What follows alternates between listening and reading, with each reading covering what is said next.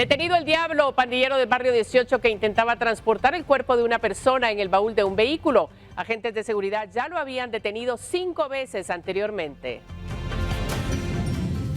Las lluvias harán ceder la ola de calor de la semana pasada. Cuerpos de socorro recomiendan prepararse ante el inicio de una nueva temporada. Semana crucial para la elección del fiscal general. El presidente podrá nombrar luego que concluye el tiempo para entregar objeciones, pero la sombra de distintas acciones legales sigue encima del proceso. Concluye la Vuelta a Van Trapp y Colombia pinta de nuevo las carreteras, confirmando su dominio en las competencias ciclísticas del país.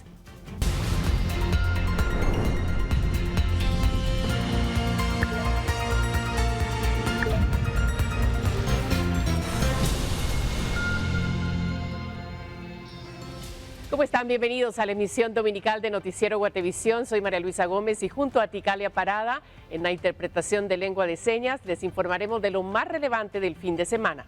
Comenzamos de inmediato.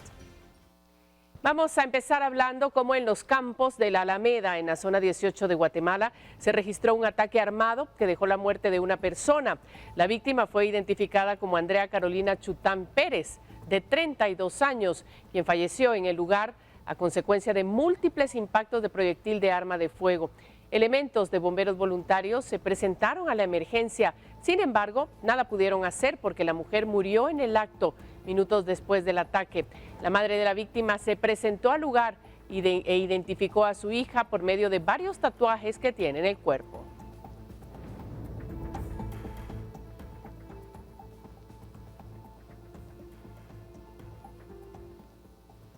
Y un ataque armado se registró en la aldea El Chan 18 en San Pedro Ayampuc, que cobró la vida de un hombre. La víctima fue identificada como Dilman Adolfo Álvarez Montenegro, de 46 años. Elementos de bomberos voluntarios acudieron al lugar y localizaron el cuerpo entre matorrales en una ladera, pero ya nada pudieron hacer por la víctima, pues ya no tenía signos vitales. También se presentaron familiares de la víctima, quienes dijeron desconocer los motivos del crimen. Además, alertaron a las autoridades correspondientes para que efectúen los trámites de rigor.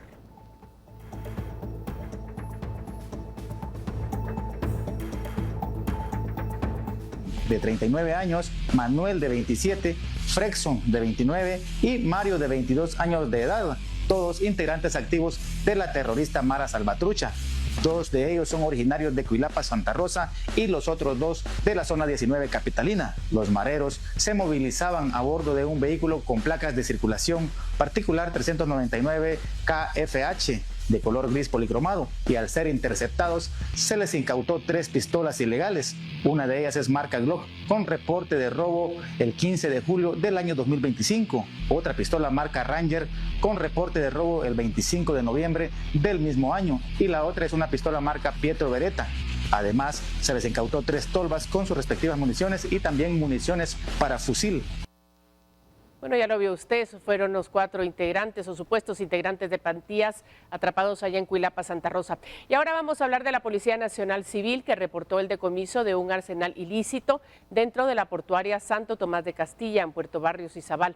La información da cuenta de que el cargamento consta de 8 fusiles AK-47, 2 rifles, una pistola y varios cargadores con municiones, los cuales fueron ubicados en horas de la tarde de ayer sábado.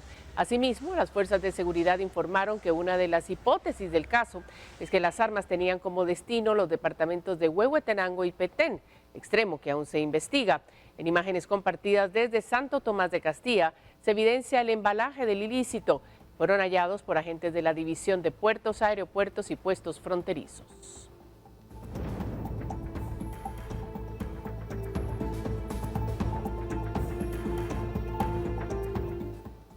Bueno, en Escuintla, la Policía Nacional Civil logró la captura de una mujer que portaba un arma de fuego en su cartera. La información de las autoridades da cuenta de que en la colonia Valle de las Flores, en Palín, Escuintla, agentes de la Comisaría 31 detuvieron a Davy, alias La Baby, de 37 años, quien se conducía a bordo de la camioneta con placas P694FBL, color blanco, modelo 200-2011. Durante el registro, la policía encontró en el bolso de color negro un arma de fuego marca Versa, calibre 22 milímetros, sin documentos de portación. Una de las hipótesis de las fuerzas de seguridad es que la Baby es integrante de la terrorista pandilla del barrio 18 y que se dedica a abastecer de armas a sicarios de la misma pandilla para efectuar ataques armados en el municipio, extremo que aún investigan las autoridades.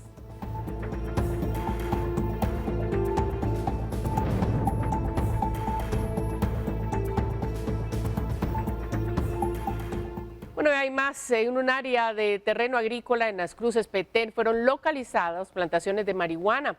Según la información de la Policía Antinarcóticos de la Subdirección General de Análisis de Información Antinarcótica y el Ejército de Guatemala, la plantación se encontraba entre sembradíos de milpa.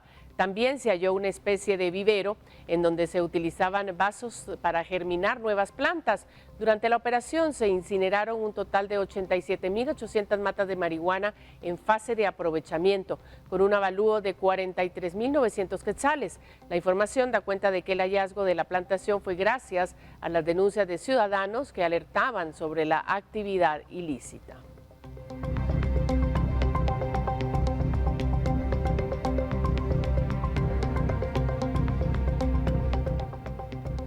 Y seguimos hablando de erradicación de plantaciones de marihuana de Petén. Nos trasladamos a Totonicapán, donde la Policía Antinarcóticos de la Policía Nacional Civil informó que en el caserío Rachoquel, aldea Chequemayá, en Mostenango, erradicaron e incineraron 5.110 matas de marihuana en fase de aprovechamiento, con avalúo de 2.555.000 quetzales. Las imágenes muestran que la marihuana estaba sembrada entre plantaciones de milpa y que estaba en etapa de producción.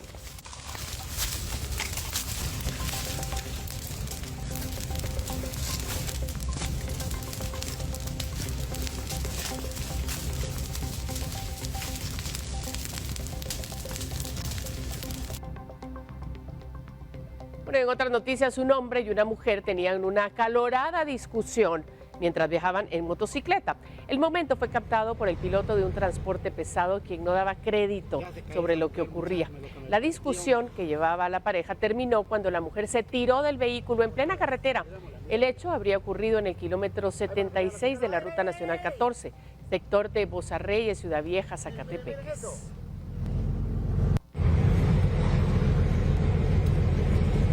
Ya se cae esa mujer, muchacha, lo que me perdí, hombre. Otra vez. Miremosla, miremosla. Ahí van a atropellar a la señora. ¡Ay, ay, ay, ay, ay! Miren, miren, miren eso. Están peleando.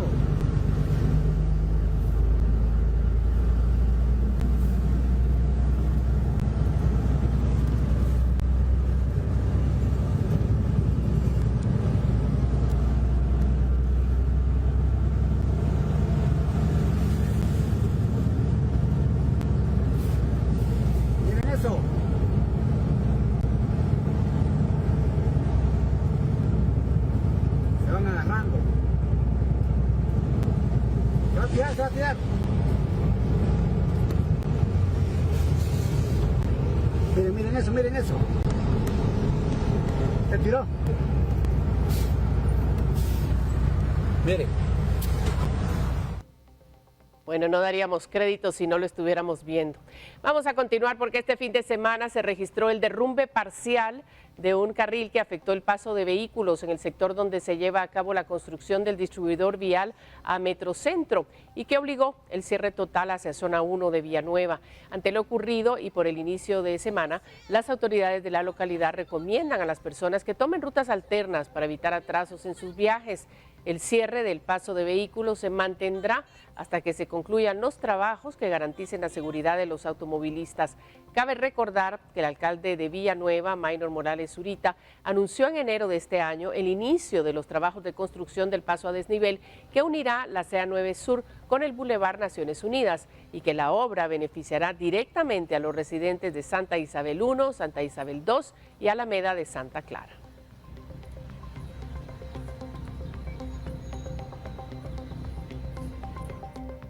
Bueno, y otra información importante que hay que destacar, un automóvil en circulación y en el baúl había un cadáver. La captura de un presunto pandillero revela una historia que apenas comienza a salir a la luz. En la 35 Avenida, sector 2 de Villahermosa 1, en San Miguel Petapa, agentes detuvieron a un hombre que, sin saberlo, ya era buscado por la justicia y que no viajaba solo. Se trata de José Arturo Canahui Pérez, de 29 años, alias El Diablo, presunto integrante del barrio 18, quien se conducía en un vehículo tipo sedán. Tenía una orden de captura vigente por homicidio. Y en Villahermosa 1, en la zona 7 de San Miguel Petapa, policías de la comisaría 15 capturaron a José Arturo Canahui Pérez, de 29 años, alias Diablo. Él es integrante de la terrorista pandilla del barrio 18.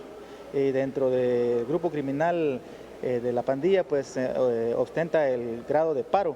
Este individuo transportaba en el baúl del automóvil con placas de circulación particular 374 CCY el cadáver de una persona de sexo masculino de aproximadamente 32 años de edad, que a simple vista presenta golpes en diferentes partes del cuerpo. Al realizarle la inspección, los agentes encontraron en el baúl el cuerpo sin vida de un hombre de aproximadamente 32 años de edad, con señales de violencia.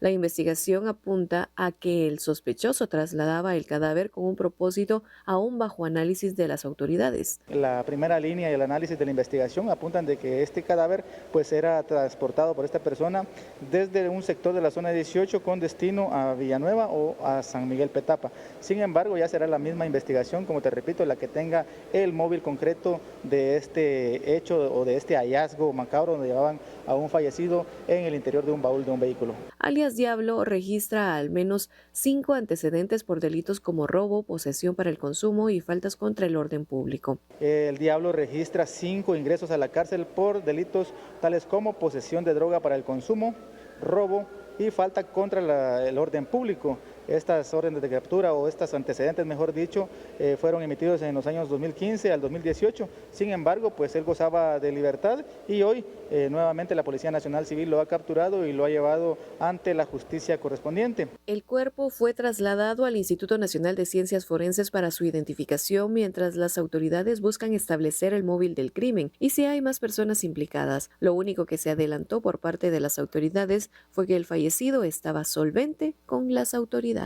Con imágenes de Byron Baiza para Noticiero Guatevisión, Mabel Saucedo. Y continuamos. Las altas temperaturas continuarán esta semana en el territorio nacional, aunque se prevé el incremento de lluvias propias de la transición. Las altas temperaturas continuarán durante los próximos días en gran parte del territorio nacional, generando sensación térmica elevada, especialmente en regiones del sur y centro del país. Sin embargo, este calor no llegará solo. Las condiciones atmosféricas también favorecen el ingreso de lluvias, principalmente en horas de la tarde y noche, las cuales podrían estar acompañadas de actividad eléctrica y vientos moderados. Para el inicio de semana aún se espera que se presenten algunas lluvias, principalmente en horas de la tarde o noche o al finalizar la tarde, siempre con actividad eléctrica. Y debido al alto calor que se ha estado sintiendo, se pueden presentar incluso caída de granizo en los sectores más altos. Autoridades explican que el país ya se encuentra en la transición hacia la temporada lluviosa, un periodo que, aunque trae precipitaciones más frecuentes, también contribuye a disminuir gradualmente las altas temperaturas que han predominado en las últimas semanas. Para esta semana se prevé esa transición, debido a que la época lluviosa ya está por iniciar, el cual empezaría a refrescar un poco más las temperaturas. Ante este escenario, se recomienda a la población mantenerse hidratada, tomar precauciones ante el calor y estar atenta a posibles cambios repentinos en el clima. Con imágenes de Byron Baiza para Noticiero Guatevisión, Mabel Saucedo. Pero atención, porque el calor no solo eleva la temperatura, también aumenta los riesgos por la exposición al sol. Durante estos días, los niveles de radiación ultravioleta pueden alcanzar índices altos y extremos, especialmente entre las 10 de la mañana y las 3 de la tarde, cuando los rayos UV impactan con mayor intensidad.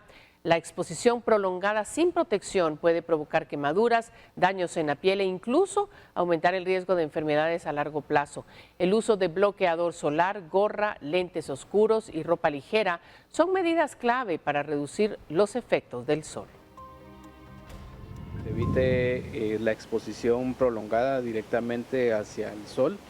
es necesario o es recomendable beber constantemente agua, aunque no refiera a sed, pero es necesario para estar constantemente hidratado. También es recomendable buscar espacios en donde exista bastante sombra, en donde pueda descansar al momento de estar realizando alguna actividad física. También es necesario prestar atención directamente, ya sea a nuestros adultos mayores como también niños, que pueden verse más expuestos o bien más propensos a sufrir este tipo de padecimientos. Y pues es muy importante que protejan directamente, consideren la protección a la piel, utilizando protector solar, también protector visual como lentes de sol, y también utilizar ropa cómoda, ropa fresca, para que así pues pueda evitar que se albergue bastante calor en el cuerpo. Bueno, ya lo ve, Guatemala inicia la transición hacia la temporada lluviosa, un periodo que incrementa los riesgos por inundaciones, deslizamientos y crecidas de ríos, ante lo cual cuerpos de socorro refuerzan el llamado a la prevención. Guatemala entra en una etapa clave del año, la transición hacia la temporada lluviosa, un periodo que no solo cambia el clima, sino también eleva los riesgos. Con las primeras lluvias, los cuerpos de socorro advierten sobre el aumento de emergencias como inundaciones, deslizamientos de tierra y crecidas repentinas de ríos, especialmente en áreas vulnerables. Y es que Guatemala, por su geografía montañosa y más de 30 cuencas hidrográficas, es un país altamente expuesto a este tipo de eventos durante el invierno. Cada año, las lluvias dejan a su paso comunidades afectadas, vías dañadas y familias en riesgo. A esto se suma la saturación del suelo, que tras semanas de calor intenso pierde estabilidad y aumenta probabilidades de derrumbes. Por ello, socorristas hacen un llamado a la prevención, evitar cruzar ríos crecidos, revisar techos y desagües y estar atentos a cualquier señal de alerta en sus comunidades, además de prevenir situaciones que generen hechos de tránsito. Más que todo enfocado hacia los conductores de vehículos, ya sea de vehículos de motocicleta, como también transporte pesado y algún otro vehículo particular, que sumen o presten bastante atención acerca de la condición mecánica de su vehículo. Es muy indispensable pues que verifiquen cómo es que se encuentran sus neumáticos, que se encuentran en buenas condiciones, como también la presión de aire en los mismos. También verificar su sistema de frenos y también muy indispensable su sistema de luces, las plumillas, que en ocasiones esto puede pasar desapercibido, pero es muy importante en las lluvias, ya que esto causa una mejor visibilidad al momento de tener unas plumillas en buen funcionamiento y pues tener una buena visibilidad del entorno y los demás automovilistas para evitar algún tipo de colisión. La temporada de lluvias no solo refresca el ambiente, también pone a prueba la preparación de todo un país. Es por ello que se hace el llamado a la preparación y prevención. Con imágenes de Byron Baiza para Noticiero Guatevisión, Maybor Saucedo. Mire, durante la semana que termina, el presidente se reunió con los postulantes a fiscal general, entró en vigor el subsidio a los combustibles y el Congreso aprobó la exoneración del ISR a trabajadores. Esto y más en la semana en detalle. Veamos.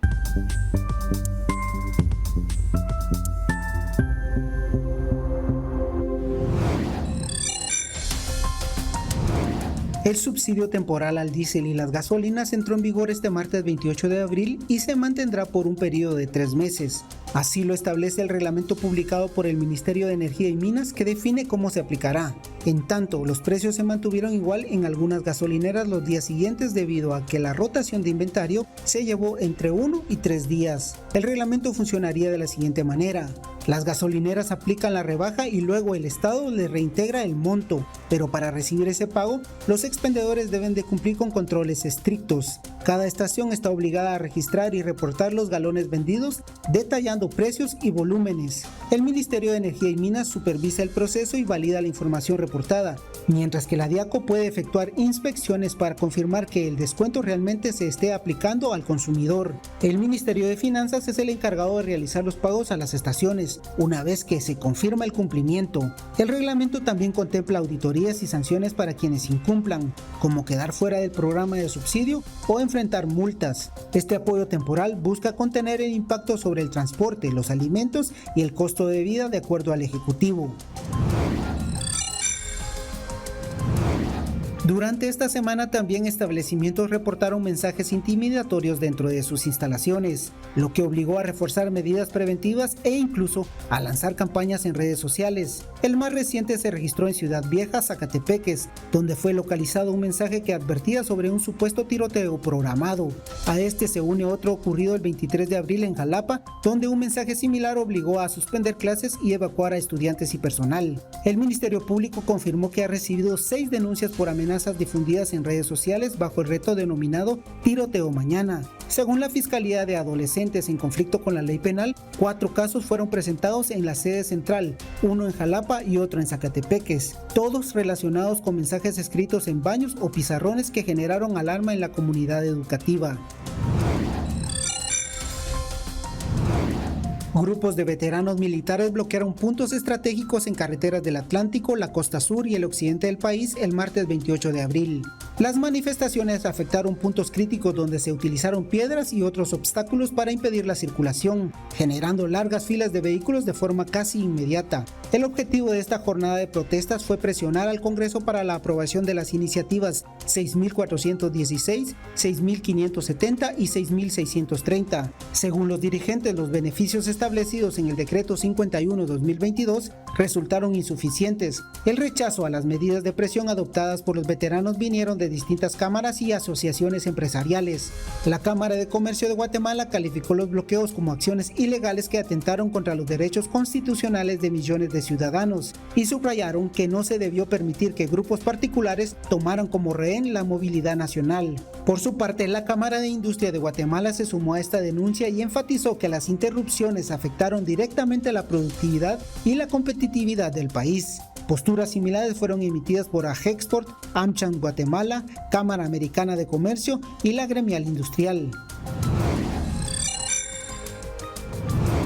El Congreso de la República aprobó una reforma que exonera del impuesto sobre la renta a trabajadores, como parte de las decisiones tomadas en la sesión plenaria que ocurrió a principios de la semana. La medida tributaria busca modificar el esquema de retenciones sobre ingresos laborales, con el objetivo de reducir la carga impositiva para un segmento de trabajadores. El alcance específico de la exoneración y los criterios de aplicación quedarán definidos en la normativa que regulará su implementación. La aprobación de esta disposición se da en un contexto de discusión sobre los ajustes fiscales y medidas que inciden en el ingreso disponible de los contribuyentes. Con esta decisión, el Congreso introduce cambios en la forma en que se calcula y aplica el ISR a los salarios.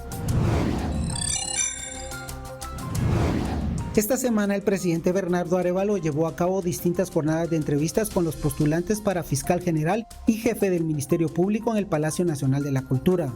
El martes los primeros postulantes en acudir fueron Gabriel Estuardo García Luna y Veila Adalí Estrada Barrientos. El miércoles se presentaron Carlos Alberto García Alvarado y César Augusto Ávila Aparicio, y el jueves fue el turno de Julio César Rivera Clavería y Néctor de León Ramírez. De acuerdo a varios de los entrevistados, se abordaron temas sobre su plan de trabajo en poco más de una hora de reunión. En el lugar también estuvieron presentes el ministro de Gobernación Marco Antonio Villeda Sandoval y Juan Gerardo Guerrero Garnica, secretario general de la Presidencia. De acuerdo al postulante César Ávila, la presencia del representante de Gobernación fue buena y agregó que así ya no siga ese divorcio entre las instituciones del Estado. Mientras tanto, entre el miércoles y jueves no se presentó ninguna impugnación a los postulantes a fiscal general y jefe del Ministerio Público en el módulo instalado para este fin en el lobby del Palacio de Justicia del organismo judicial, cuyo último día de funcionamiento se cumplirá este lunes 4 de mayo a las 3:30 de la tarde, cumpliendo así las 72 horas que establece la ley. El proceso para elegir al nuevo fiscal general entra en su fase decisiva, pero aún bajo la sombra de recursos legales que podrían cambiar el resultado. Este 4 de mayo marca un punto clave, mientras crece la expectativa por la decisión final.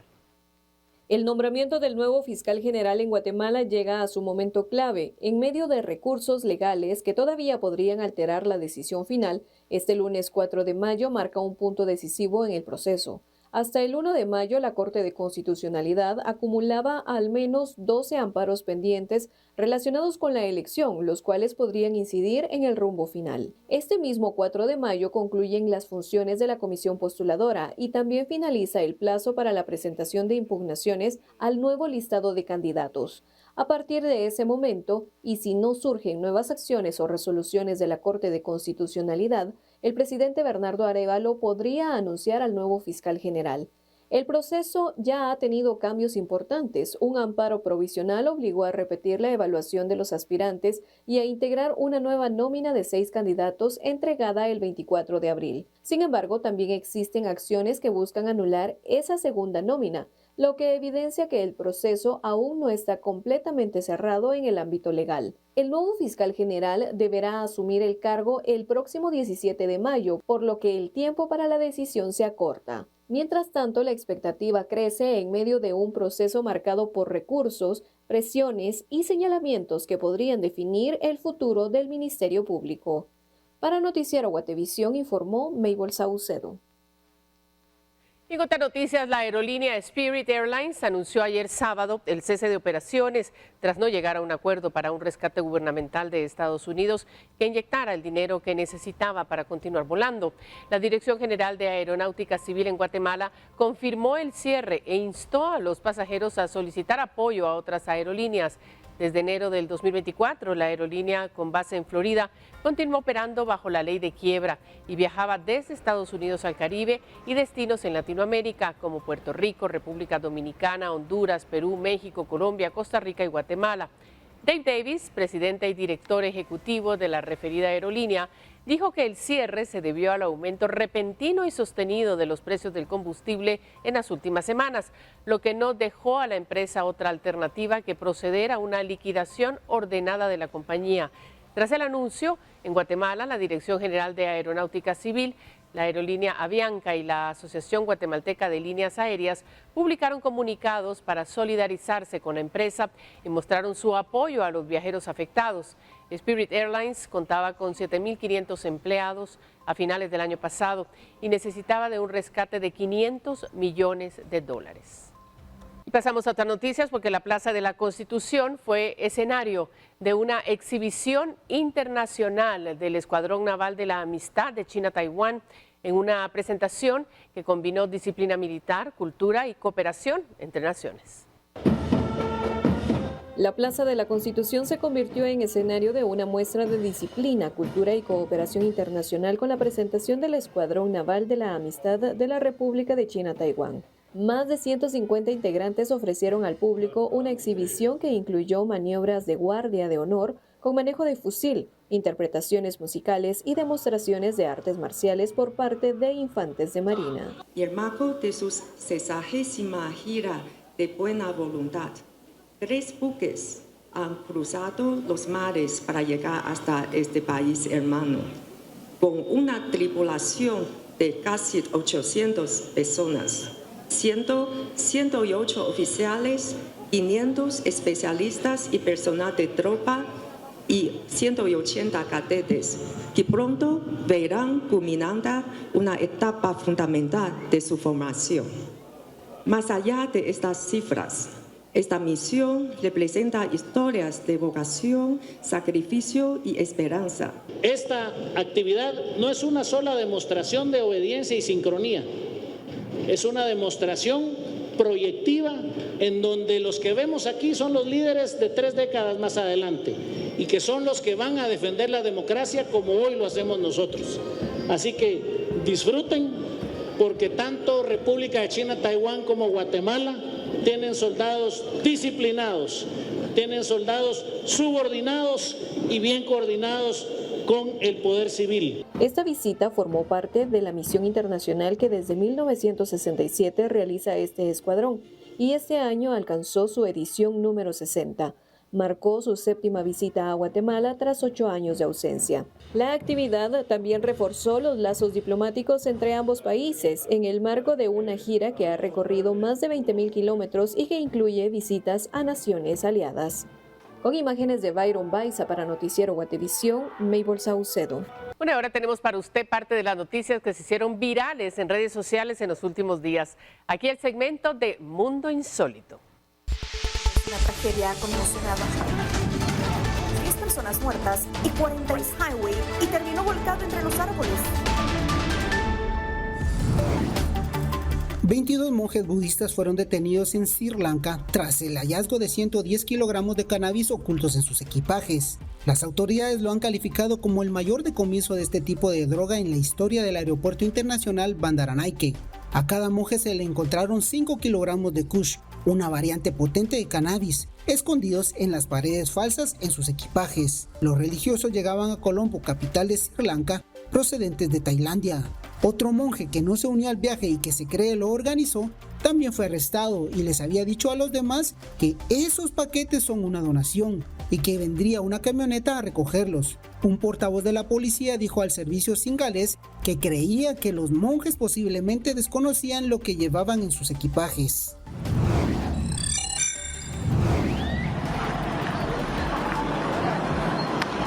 Un hombre identificado como Yeti Munda, de 50 años, llevó el esqueleto de su hermana a un banco en India.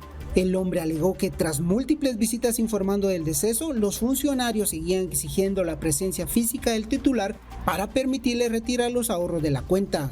Ante la falta de documentos legales y la desesperación por obtener las 19.300 rupias, unos 1.500 quetzales, Munda exhumó los restos de su hermana y caminó unos 3 kilómetros hasta la sucursal bancaria para demostrar su muerte, que ocurrió en enero de este año en el pueblo de Dianalí.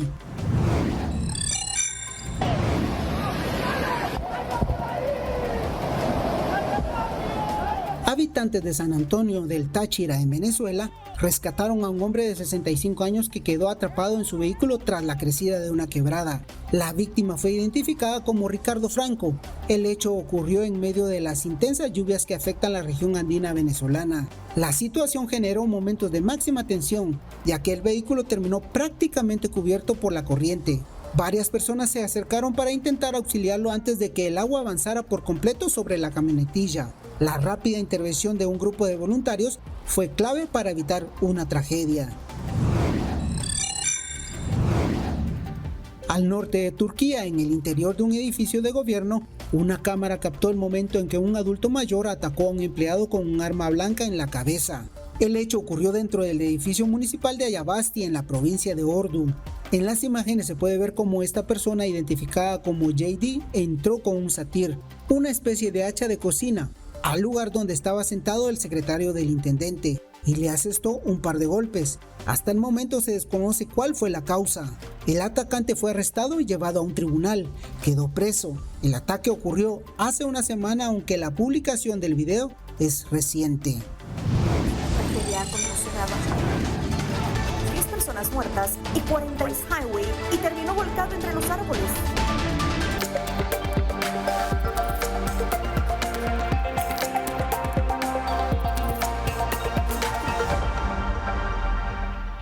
Mire, el Pentágono de Estados Unidos anunció acuerdos con 7 empresas líderes en inteligencia artificial para implementar su tecnología en sistemas militares clasificados.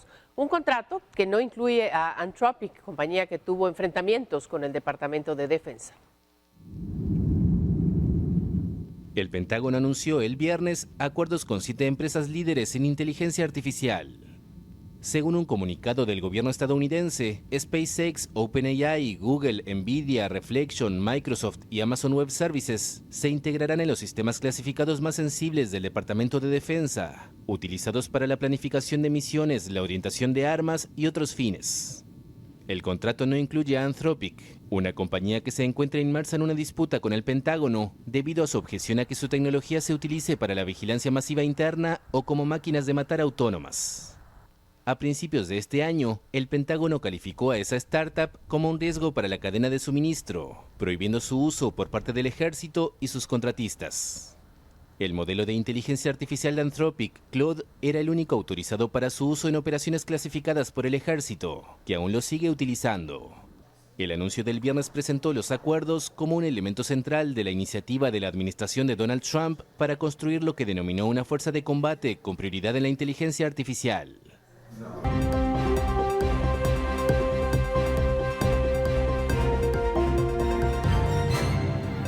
En las noticias del mundo, el presidente Donald Trump estimó que las hostilidades con Irán han terminado. En una carta dirigida a los líderes parlamentarios, en momentos en que el Congreso lo presiona para que solicite una autorización si se prolonga el conflicto por más de 60 días. las hostilidades con Irán han terminado. Así lo informó el presidente estadounidense Donald Trump en una carta dirigida a los líderes parlamentarios el viernes. El documento se envió en medio de la presión del Congreso para que el republicano solicitara autorización en caso de que el conflicto se prolongara más de 60 días. En el documento, el multimillonario afirma que no ha habido intercambio de disparos entre las fuerzas estadounidenses e iraníes desde el 7 de abril y añade que las hostilidades que comenzaron el 28 de febrero de 2026 han terminado. Según la Constitución de Estados Unidos, solo el Congreso puede declarar la guerra. Sin embargo, una ley aprobada en 1973 permite al presidente iniciar una intervención militar limitada para responder a una situación de emergencia provocada por un ataque contra Estados Unidos. El mismo texto exige que el presidente, si mantiene tropas desplegadas durante más de 60 días, obtenga autorización del Poder Legislativo, a diferencia de una declaración de guerra. El conflicto con Irán comenzó el 28 de febrero, pero la notificación oficial de la Casa Blanca al Congreso sobre el inicio de las hostilidades se produjo 2 días después.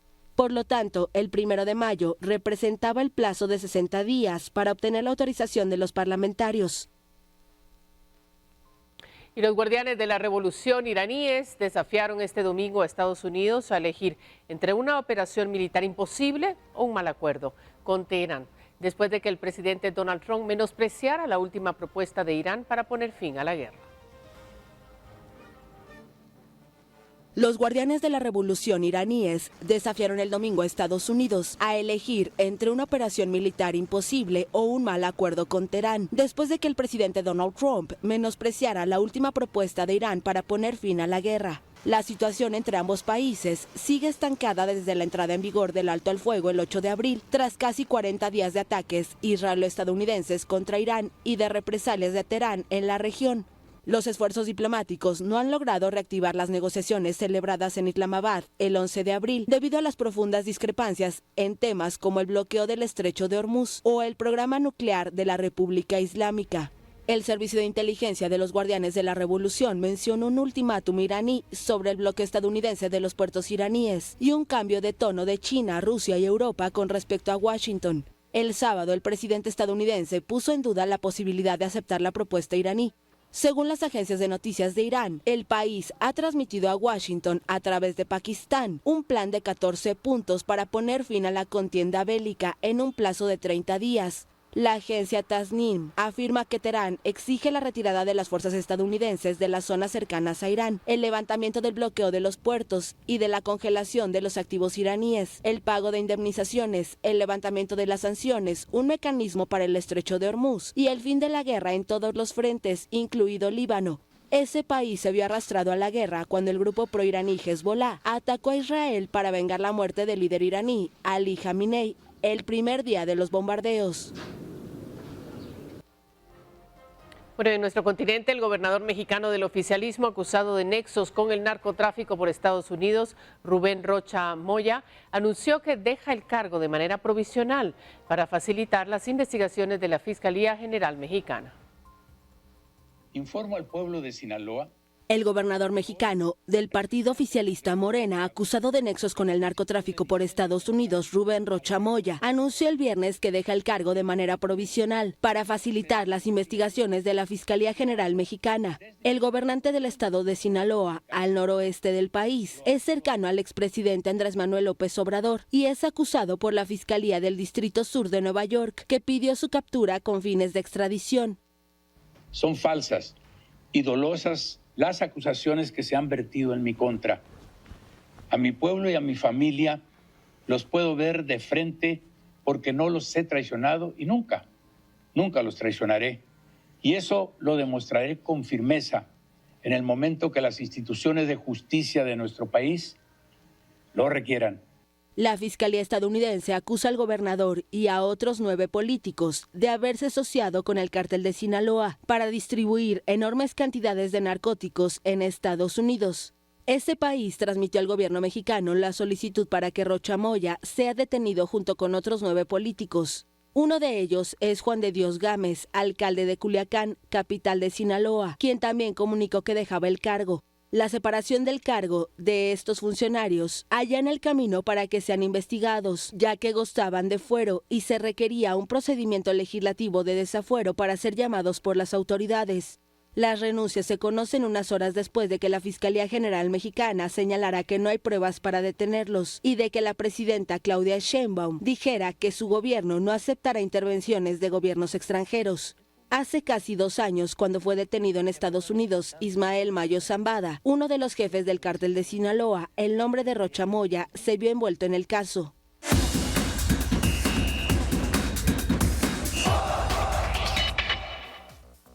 El ciclista colombiano César David Guavita se coronó este domingo campeón de la 5ª edición de la Vuelta a Van Trapp 2026 y Mardoqueo Vázquez se consolidó como el mejor ciclista guatemalteco.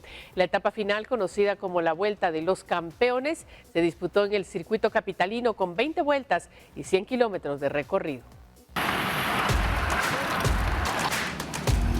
César David Gavita del Team Best PC se coronó este domingo campeón de la 5ª edición de la Vuelta a Van Trapp 2026 con un tiempo acumulado de 15 horas, 5 minutos y 28 segundos, cerrando una competencia de 5 etapas donde demostró ser el corredor más completo.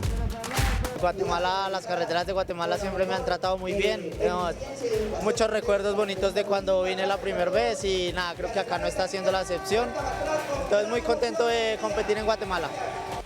Por otro lado, José Misael Urián del equipo Sister Crédito se llevó el triunfo de la etapa final con un tiempo de 2 horas, 8 minutos con 56 segundos, sumando su segunda victoria consecutiva tras la que obtuvo en la 4ª jornada entre Salcajá y Patzicía, Chimaltenango. Y bueno, yo creo que a veces las adversidades no nos detienen, pero las logramos sacar adelante y vea, 2 victorias. Bueno, felicidades. Vamos. Gracias. La etapa final, conocida como la Vuelta de los Campeones, se disputó en el circuito capitalino de Van Trapp Reforma, con 20 vueltas y 100 kilómetros de recorrido, arrancando a eso de las 7:30 de la mañana y concluyendo alrededor de las 10 de la mañana.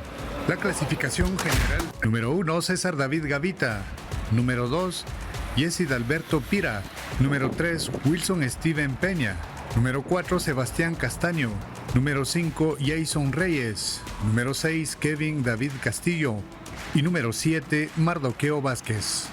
En los premios individuales: campeón general César David Gavita; ganador última etapa José Misael Urián; clasificación de montaña Nixon Roncero; clasificación de regularidad Kevin Castillo; clasificación de metas volantes Henry Sam; y mejor guatemalteco Mardoqueo Vázquez.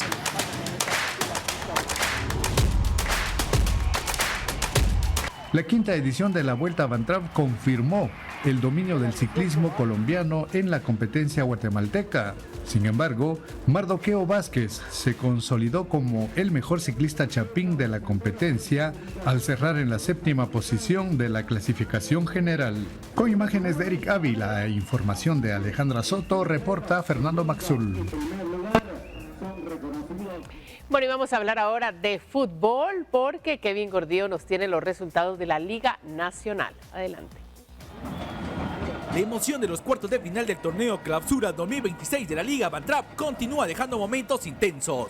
Goles sobre la hora y clasificados a semifinales que ya comienzan a perfilar la recta final del campeonato. En el estadio de Misco, el equipo local protagonizó uno de los cierres más dramáticos de la jornada. Los chicharroneros vencieron 2-0 a Cobán Imperial en el partido de vuelta, pero asegurando su clasificación a semifinales gracias a su posición en la tabla. Los goles llegaron en los últimos minutos del encuentro. José Bolaños abrió el marcador al minuto 89, desatando la locura en las gradas. Y apenas un minuto después, José Moreno sentenció el resultado al 90. Bolaños fue figura clave del partido. Fue reconocido como el jugador del partido, liderando a Misco en una remontada que quedará marcada en esta fase final. Por su parte, Comunicaciones también hizo lo suyo en casa y selló su pase a semifinales con autoridad. Los cremas derrotaron 2-0 a Antigua en el partido de vuelta, dejando el marcador global de 4-3 a su favor. El encuentro comenzó temprano con anotación de Agustín Buletich al minuto 3, marcando el ritmo del partido desde el inicio. Ya en la segunda mitad, Dairon Reyes amplió la ventaja al minuto 61, consolidando el triunfo albo. Reyes fue elegido como el jugador del partido, destacado por su impacto y el resultado y su presencia ofensiva. En el cierre de la jornada, Municipal no falló y aseguró su clasificación a semifinales, tras vencer 2-0 a Guastatoya, con un global de 3-0 a su favor. El marcador se abrió al minuto 24 con anotación de Jeffrey Bantes, quien puso en ventaja a los rojos y encaminó la serie. Ya en la recta final del partido, al minuto 83, Alejandro Cabeza selló el triunfo con un segundo tanto, desatando la celebración en el estadio. Con este resultado, Municipal se suma a los equipos clasificados y mantiene firme su objetivo de pelear por el título Clausura 2026. Con imágenes de Byron Baiza, informó para Noticiero Guatevisión, Kevin Gordillo. Bueno, y este domingo, 3 de mayo, el pueblo católico de Amatitlán celebró 400 años de tradición en la Feria de la Cruz, en honor al Niño Dios. Decenas de personas acompañan el cortejo procesional que recorrió las principales calles de la localidad. La iglesia efectuó una misa al aire libre y contó con la presencia de centenares de fieles que vivieron con solemnidad el evento. Durante el paso del cortejo procesional, católicos elaboraron alfombras de colores y adornaron las fachadas de los negocios y viviendas en honor al Niño Dios. Horas más tarde se celebró la procesión acuática del Niño Dios de Amatitlán, en la que también participaron centenares de fieles católicos.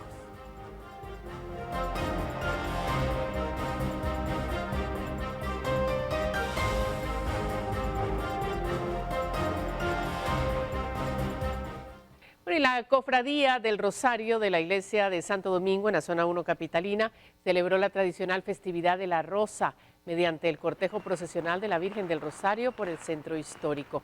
Esta fue la única procesión programada para mayo, aunque en las próximas semanas darán inicio los estados preparatorios de cara a las actividades de octubre, mes del Rosario. Durante la jornada, los fieles llevaron el mensaje María, modelo de santidad, invitando a acercarse a Cristo y a valorar la figura de la Virgen como madre, así como el papel de las madres en la vida cotidiana. Es la festividad de la Rosa que hemos llevado los dominicos por siglos y es el ofrecimiento a la belleza de nuestra Madre Santísima. Es el único cortejo que tenemos, pero ya iniciamos en 2 semanas los 20 estados preparatorios para octubre. El mensaje que llevan hoy con esta salida a la población. María, modelo de santidad. No solamente es para ver la santidad, sino para acercarnos a cómo es que María también nos invita a que es posible la santidad en la humanidad, siempre acercándonos a Cristo y acercándonos verdaderamente al corazón de Jesús. Bueno, así con nuestras tradiciones y costumbres nos vamos a despedir esta noche agradeciendo su sintonía, por supuesto. Mañana iniciamos semana y por supuesto que hay noticias, así es que los esperamos. Hasta pronto, que descanse. Buenas noches.